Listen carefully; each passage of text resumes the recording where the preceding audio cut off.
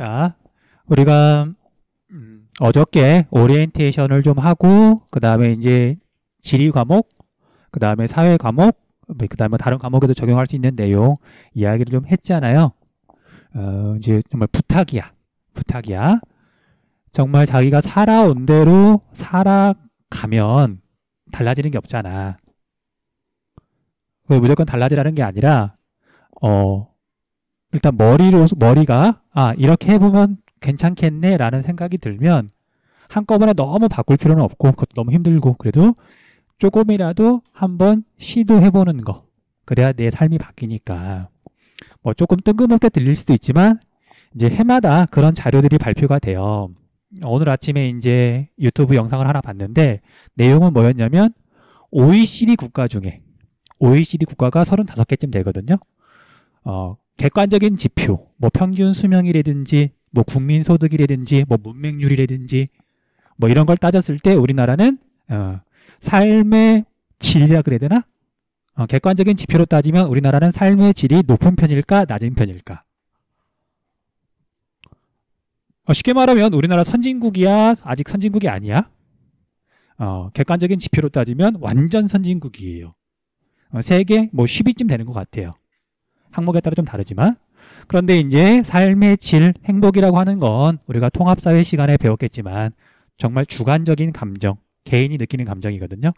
자, 우리나라 사람들은 자기 삶이 대체로 행복하다 느낄까 아니면 그렇지 않다고 느낄까? 물론 둘 양쪽으로 뭐 이렇게 극단적으로 나눌 필요는 없지만 대체로 어떻게 느낄까? 대체로 자기가 행복하지 않다고 느껴요. 뭐 그 이유가 여러 가지가 있는데 뭐 어떻게 보면 뻔한 답이죠. 주관적인 만족도라고 하지만 실제로는 이제 상대적인 박탈감, 상대적인 빈곤. 그 말을 바꾸면 우리나라는 경쟁이 지나치게 치열하다 보니까 내가 충분히 먹을 거 먹고 먹고 싶은 거 사 먹어도 망할 놈 SNS에 들어가면 다른 사람들은 자기 인생에서 특별한 순간들을 이렇게 SNS에 올리잖아요. 주로. 근데 내가 이제 SNS를 한다는 얘기는 다른 사람들의 특별한 순간들을 보는데 그것들이 모여있는 것만 보다 보니까 다른 사람들은 다 저렇게 사나 보다 라고 이렇게 약간 오해하는 경우가 많거든요. 아니야. 내 인생이 대체로 평범하고 대체로 지루하고 그러다가 어쩌다 한 번씩 특별한 순간이 있는 것처럼 다른 사람들도 어쩌다 한 번씩 특별한 순간들이 있는 거거든요. 근데 그것들이 모여있는 SNS에서 이제 가상세계에서 좀 오래 머물다 보면 자꾸 착각을 하게 되더라고요. 그래서 이제 지리하고 상관없지만, 뜬금없지만, 오늘 아침에 이제 그 영상을 봤더니, 그리고 이제 수업하다가 이제 언젠가는 해줄 얘기였었는데, SNS는 최대한 줄이는 게 좋아요. 보고 있으면 그냥 괜히 기분이 나빠지거든. 그러지 않니? 자, 아무튼 이제 그 얘기 한번 하고 싶었고요. 그 다음에 자, 아무튼 공부 방법에 대해서 이야기를 했고, 그 다음에 이제 오늘 이렇게 이제 자료를 나눠주면서 또 이제 문득 든 생각인데, 물론 방금 생각해서 막 이야기를 하는 건 아니고 이제 나도 경력이 좀 되다 보니까 이미 작년 뭐 재작년 여러 차례 사실 했던 이야기예요. 이것도 한번 참고 한번 해보세요. 자, 여러분들 현재 우리나라 사회에서 학원 강사를 하는 게 쉬울까? 그러니까 거기 학원 강사를 하는 게 들어가기 쉬울까? 학교에서 교사를 하는 게 더 어려울까? 취직하는 데 있어서. 생각 한번 해보세요. 물론 이렇게 다 뭉뚱그려가지고 평균적으로 이렇게 생각할 수는 할 필요는 없고 대체로 학원 강사가 돈을 많이 벌어 아니면 뭐 이렇게 직업이 안정적이야 뭐 그런 거 따졌을 때 사람들이 학원 강사를 하고 싶어해? 아니면은 학교 교사를 하고 싶어해요? 우리가 인터넷에서 보는 일타 강사 말고 동네 학원들 있잖아. 학교 교사를 당연히 더 하고 싶어 해요. 그렇잖아. 교사 되는 거 쉬운 건 아니잖아. 자, 그럼 다시 바꿀게요. 자, 여러분들 조건이 똑같다면 학원 강사가 더 잘 가르칠까? 아니면 학교 교사가 잘 가르칠까? 가능성만 보면. 누가 더 좋은 대학을 나왔을까? 쉽게 말하면. 학원 강사들보다 학교 교사들이 대체로 더 좋은 대학을 나왔어요. 우리나라 사회에서. 그런데 이제 현실에서는 이제 여러분들이 수업 듣거나 그럴 때는 조금 다르게 느낄 수도 있는데, 물론 여러 가지 이유가 있는데, 뭐 학원 강사는 자기가 수업하는 거에 따라서 자기 월급이 달라지고요. 교사들은 내가 수업을 아무리 열심히 하더라도 내 월급은 전혀 달라지지 않죠. 그런 것들 때문에 차이가 좀 나긴 하지만, 근데 가장 중요한 건 교사는 그래도 기본적으로 가르치는 걸 좋아하는 사람들이에요. 잘 가르치고 싶어 해요. 그러면서 뭔가 뿌듯함을 느껴. 그렇잖아. 그러니까 이제 사업대를 간 거고, 또는 뭐 이제 교직 이수를 한 거고, 뭐 그 다음에 뭐 교생실도 갔다 온 거고, 그 과정을 거쳐서 이렇게 서 있는 거지. 다시. 자, 그런데 여러분들 봐봐. 뭐 내 수업뿐만 아니라 여러분들 초등학교, 중학교, 고등학교 이렇게 다니면서 교실에서 맨날 선생님을 보잖아. 선생님들을. 자, 선생님들은 교실 안에서 가르치면서 그 가르치는 것 자체에 얼마만큼 만족을 하고 있을까? 가르치면서 과연 얼마만큼 행복할까? 과연 선생님들은 수업 시간에 종이 치면 교실 들어올 때 마음이 가벼울까? 아니면 무거울까? 이건 내가 생각할 게 아니고 여러분들이 늘 선생님들을 보잖아. 선생님들은 교실에 와서 수업할 때 에너지가 넘칠까? 아니면은 좀 이런 표현이 뭐 극단적이긴 하지만 시간 때우려고 하는 모습이 더 클까? 물론 사람마다 다르지만 그런데 이제 개인적으로 고백을 하자면 이 앞에 서 있으면 되게 외로워요. 되게 외로워. 학생들이 이해를 해야 다음으로 나가는데 학생들이 사실은 이제 반응을 잘 해주는 학생들도 있지만 그렇지 않은 학생들도 상당히 많고, 그러니까 피곤하니까, 힘드니까, 고개도 잘 안 끄덕거리고 이해를 했는지 안 했는지 잘 모르겠고, 특히 마스크 쓰고 있으니까 내가 실컷 설명을 했는데, 수업을 했는데 이 학생이 이해했나? 잘 모르겠고. 앞에 있으면 교사가 되게 외로워요. 그런데 이제 정말 그 중에 정말 내 수업을 또는 선생님들의 수업을 잘 들어주고 수업을 내가 열심히 하는데 큰 힘이 되어주는 학생들이 있어요. 공부를 잘하고 못하고를 떠나서 여러분들 마찬가지잖아. 자기가 어떤 이야기를 했을 때 내 앞에 있는 친구가 내 이야기를 잘 들어준다. 공감해준다. 내 이야기를 잘 이해해준다. 그럼 당연히 말을 더 하고 싶어 하잖아. 대화 자체가 재밌잖아. 선생님들도 마찬가지거든요. 자, 이제 약간 옆으로 돌아왔는데 이제 중요한 얘기 할게요. 내가 고등학교 때 성적이 되게 많이 올랐어요. 그 비법 중에 최고는 어떤 비법이었냐면 시골 남고를 나왔거든요. 이제 90년대에. 그때는 이제 이런 식이지. 자, 오늘이 3월 3일이니까 3번, 13번, 23번, 33번, 43번. 선생님은 48번까지 있었거든요. 번호대로 무언가를 막 질문해서 시키거나 대답 못하면 이제 때리죠. 옛날이니까. 그래서 선생님이 뭔가 이렇게 눈이 마주치면 일단 애들이 눈을 깔아요.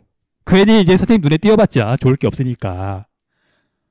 그때도 아마 선생님들은 되게 외로웠을 것 같아요. 근데 나는 이제 어느 순간 그런 느낌이 들더라고. 내가 수업 시간에 수업을 듣는데 어쨌든 내가 뭔가를 더 알고 싶고 뭐 좋은 성적을 받고 싶고 내가 성장하고 싶고 그래서 교사와 상호작용을 하는 게 되게 중요한데 어떻게 하면 상호작용을 잘할 수 있을까? 결론은 그래서 나 고등학교 때는 자리를 아무 데나 앉을 수 있었거든요. 그래서 내가 어디에 앉았냐면 항상 여기에 앉았어요. 일부러. 자, 여기 앉으면 어떤 일이 벌어질까?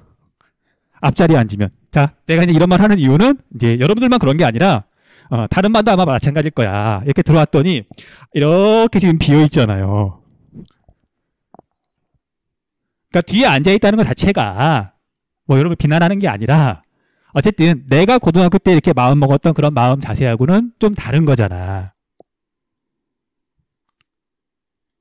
다시 그래서 자기가 어쨌든 성장하고 싶다, 욕심이 있다. 그럼 내가 지금 말하는 거 한번 참고 한번 해보라고. 그래서 어떤 일이 벌어지냐면요. 이제 그런 상황이 벌어지면 나 같은 경우에는 이제 여기 앉아가지고 나 때는 뭐 수행평가 같은 거 그런 거 없었거든요. 그러니까 뭐 이렇게 아무튼 좀 다르긴 했지만 어쨌든 그래도 기본적인 수업은 비슷하니까 여기 앉아가지고 필기도 안 해요. 필기는 내가 친한 친구가 있었는데 걔가 필기를 되게 잘했거든. 걔 노트를 빌려서 보면 되거든. 자, 재수없어 하지 말고요. 사람이 서로 도우면 되는 거잖아.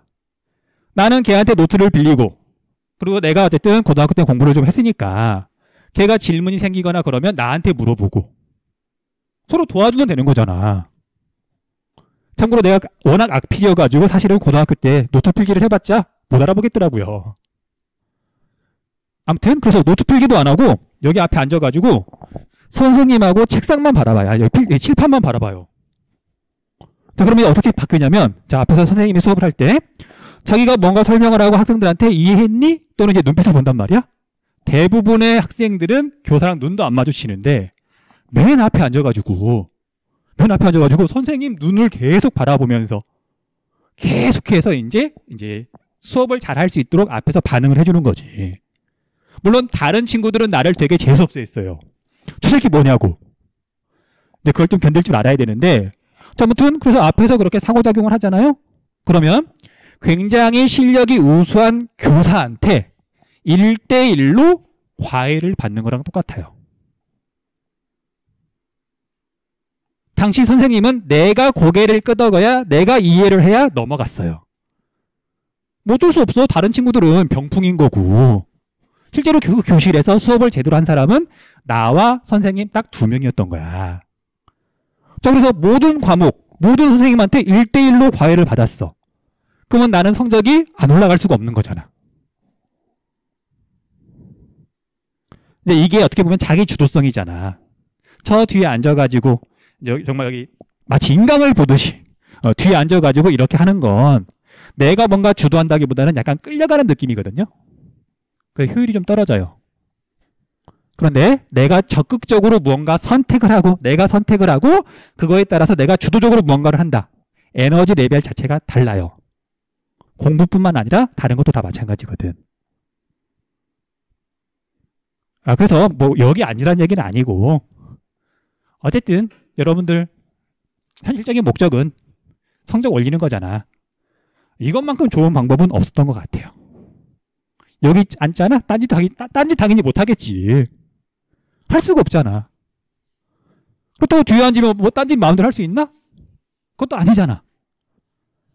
한번 고민 한번 해보라고요. 이런 방법들도 있더라.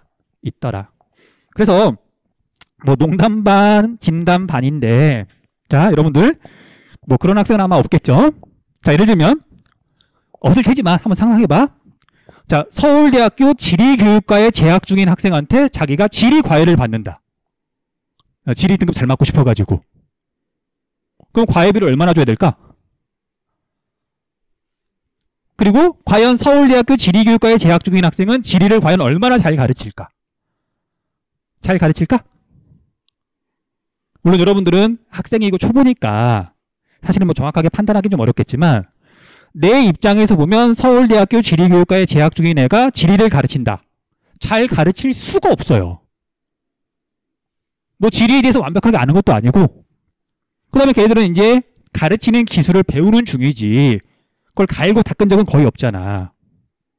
근데 학교 선생님들은, 나 지리교육과 다니면서 4년 동안 당연히 지리 공부를 미안해 거의 안 했어요. 대학교 때는 이제 농구밖에 안 했거든.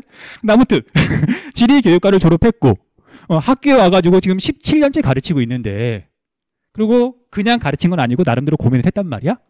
쉽게 말하면 내가 잘 가르칠까? 대학교 지리교육과에 재학 중인 학생이 더 잘 가르칠까?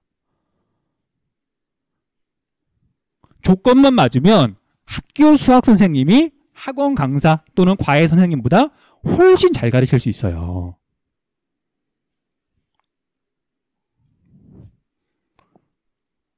그래. 그러니까 내 입장에서 보면, 내 기준에서 보면 대학교에 재학 중인 지리교육과 학생은 정말 질이 풋내긴 거지. 내 기준에서 보면. 그래서 여러분들이 교사들을 뭐 이런 표현이 조금 어떻게 들릴지 모르겠지만 잘 활용할 줄 알아야 돼요. 적극적으로. 그게 비법 중에 하나더라. 아무튼 그런 얘기를 문득 하고 싶었어요.